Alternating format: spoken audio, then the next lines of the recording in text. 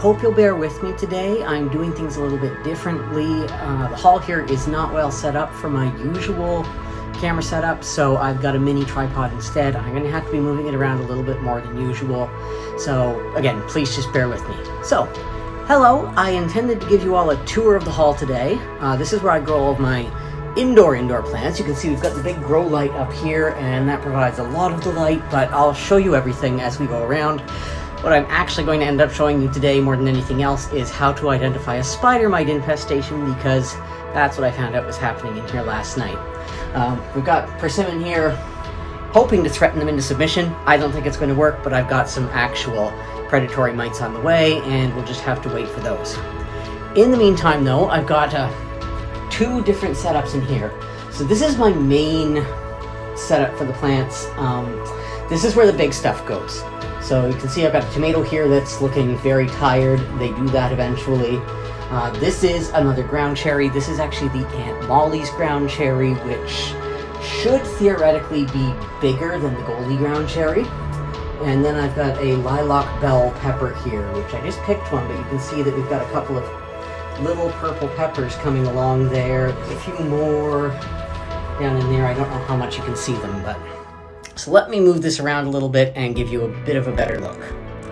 Okay, I'm going to try that again with a little less knocking over the tripod. So, in behind here, I'm not going to turn the light on because it will blot out everything else. It's an extremely powerful light. In the back here, I've actually got some netting to help these grow up. It's trellis netting. It is a stretchy trellis netting, which was kind of handy. This is just a clothing rack, and it holds up the light. Gives us a little bit of structure here. So the pepper, you can see this one was one of the ones that had the thrips really badly, and some of the leaves, you can see the veins are still purple, so that's all from the thrips. I tried checking the nutrients, and it was not that. That's all the damage from them, and possibly from broad mites as well. My other predatory mites took care of that, but they seem to have moved on since getting rid of all of that, so now we need to get some new ones. But the pepper is resurging pretty strong, and we've got lots of new growth up here. It's still a little warped, and I'll probably replant the new pepper sooner or later, but it's doing pretty well. The ground cherry now. The ground cherry is a bit of a problem. So I'm going to see if I can show you this up close. I don't know for sure how well you can see that, but the leaf is stippled on the top. It's got all these little white dots on it, and that's signs of spider mites feeding. I doubt very strongly that you're going to be able to see any of them on the back, but two-spotted spider mites all live on the bottom of a leaf. There are some of them there. Again, I don't think you're going to be able to see them from where you are, but if you look close, you can see them. They're called two-spotted spider mites because they have two black spots on the back, and they're easy to identify that way. No other mite has those. This one also, I think, has one or two of the other predatory mites on it, so that's a good sign. And I'm going to leave it in the pot so as not to get rid of the good mite as well, but I haven't seen many of them around, so we're going to take a little bit of a harsher action. If you'd like to get a closer look at a long-term effect of a spider mite infestation, bear with me here just a second. So this is from my alderman pea, and you can see that the leaf is almost entirely whited out. These ones did have a pretty bad infestation before I got the other mites. It's since been taken care of, but you can still see a lot of the damage. That doesn't repair itself once the mites are gone. Still see. You definitely won't be able to see that, but when there's a big enough infestation, they start to make webbing, which is another strong sign of spider mites. It's very thin, very silky, but it's definitely visible. Okay. Meanwhile, now this tomato here. Aside.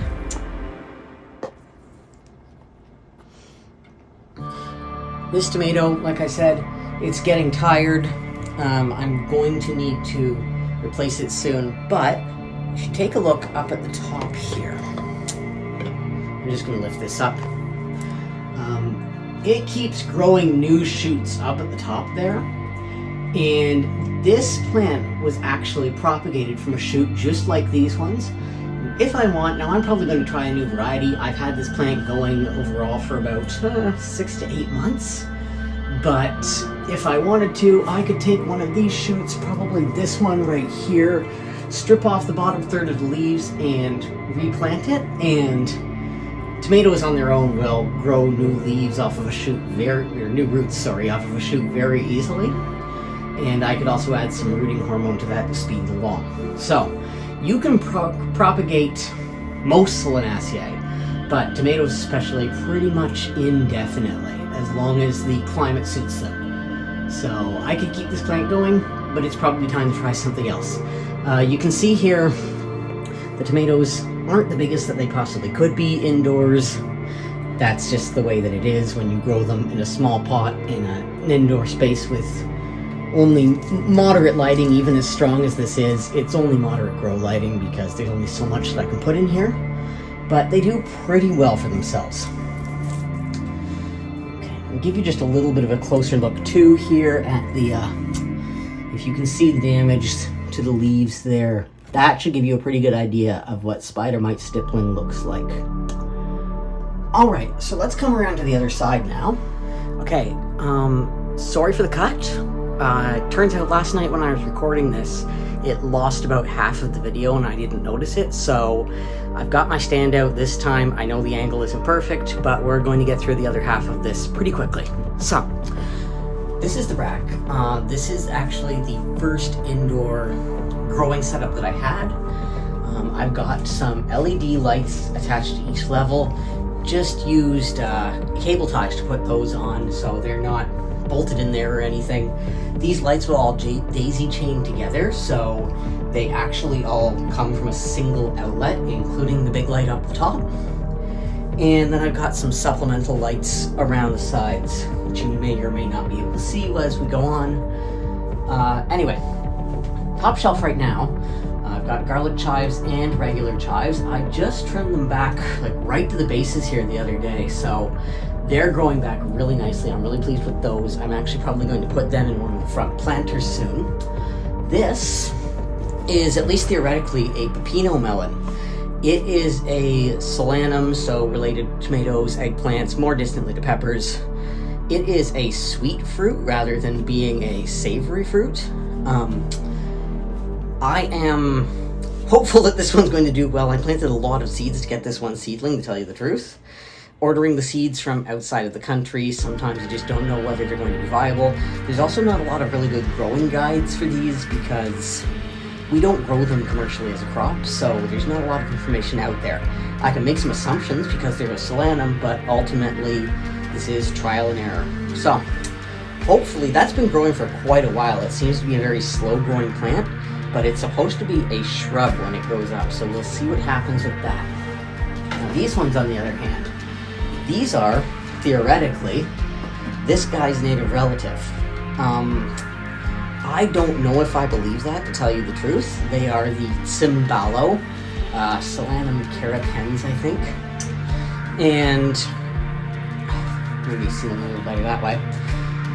Now, I got 2 packs of those from 2 different suppliers, and the seeds were very different. The seeds in one of them looked very similar to tomato seeds, whereas these ones looked a lot more like a ground cherry, which is oh good heavens, who knows, Physalis. So they're another sister genus. So I'm not sure if these are really good Cymballos, but I don't know what an immature Cymballo looks like, so they might be. We'll see how they go. They were the only ones out of that batch that I actually got to sprout so far. Let's move this down just a little bit here. So these are the rest of those. You can see the other, they did great. No complaints there. These ones are supposed to be the Cocona, which is Solanum sessiflorum. I haven't had any sprouts yet, but we'll see what happens. And this is the tray with the other theoretical Cymballo seeds. Again, no sprouts. We'll see. I've read that these can take up to 30 days to sprout. They may or may not need heating mats. I've tried sprouting them with heating mats. I've tried sprouting them without heating mats. It's just a waiting game at this point to see if we get anything from those. Next to them, I actually have another tray. Now these are all Haltomatas. They are another sister genus to the Solanums. They're Solanaceae as well. Most Haltomatas do grow edible berries, but they aren't produced as commercial crops. You very rarely see them outside of their native Peru. So, same story. I've got one sprout here, which you can see.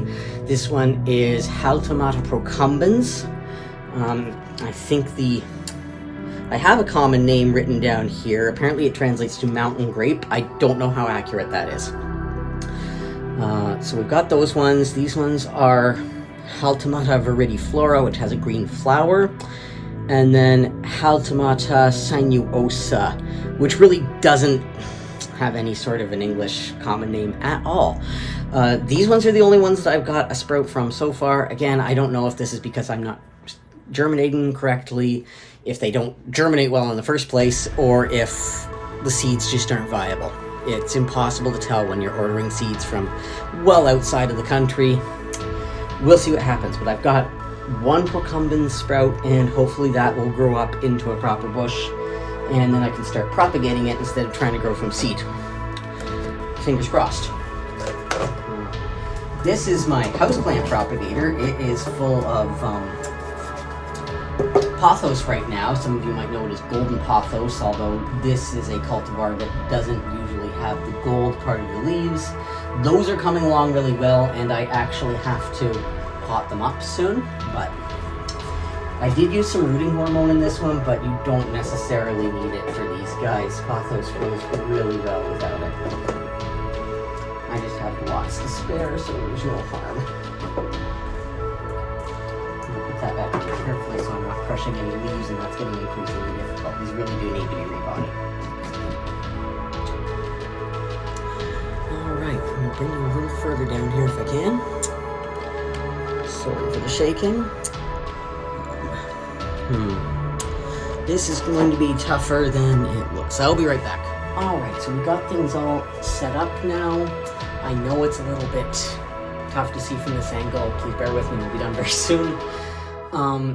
This is a couple of new lettuce trays that I just put in recently. They are doing way better than I thought they would. I actually had to plant double trays. I was only going to do one. This is a crisp head lettuce. Some of you might know it as iceberg. It's called the Reine des Glaces. It's obviously a French cultivar. It means ice queen.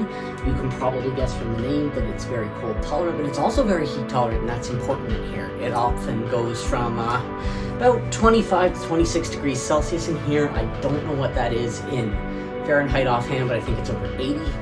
Lettuce doesn't put up with that very well, so we need some very tolerant heat and cold occasionally tolerant varieties in here. The more temperature tolerant they are, the better they do indoors, because they are a cold weather crop. This is the toughest thing that I have ever grown from seed. This is the orange yellow thyme. Never grow thyme from seed if you can help it. It is extremely difficult. Thyme thrives on neglect. So I usually only water this one once every couple of weeks, and generally speaking, I don't give it any nutrients. It's looking like I actually need to do a bit of work on it now, but it holds up pretty good. It is a very big plant, pot full of thyme. Around the back, you can see it's starting to die out a little, so I probably need to trim it back and let it regrow. Now, I think I mentioned to you already the alderman pea. I have a couple of those growing here, but I may be removing them at some point. I had to grow a couple of other peas for one of my courses, so that is the green arrow pea, and those seem to be coming along pretty good. I do like the alderman pea, but this one is just staying vegetative. It's not actually growing any fruit, so I'm probably going to have to pull it at some point. Down here, this is a little tough to see because I don't really want to move it out, but I've got a couple of, a lot of, probably more than I need in here. Adzuki beans, which is the red bean that is in Japanese and Chinese red bean buns. They use it in a lot of other Japanese and Chinese cooking. And I'm going to see if I can train them up along the back here, and hopefully they'll do well. And Then just over here, I've got another one of the cucamelons, and it's coming along very well. Very happy with how that one is growing. It's almost out of control already, and I only just planted it here almost. That's fantastic. And it's coming along. That's one plant. It is trying to grow everywhere. And then in this planter, I have it is the Hungarian hot wax pepper. It's one of my favorites for growing indoors. It always comes out well. So I've usually got one on the go. It is very temperature tolerant. It grows an awful lot of fruit for indoors. Really like that one. Anyway. While we're at it, I'm just going to pull one of these off here actually so that you can see it. I know we discussed this earlier. That is what a plant looks like when it's been heavily damaged by spider mites, along with webbing. I know you won't be able to see that, but there's thin silky webbing around the backs here. Now the spider mites did get eventually taken care of by my other predators, but they did a lot of damage to this plant first, which may be why it won't fruit now. It gets pretty obvious when they're there, so you'll know when to do something about it. So I'm just going to hold this here and say that's it for now. Thank you for watching, and I'll hopefully see you again soon. Take care.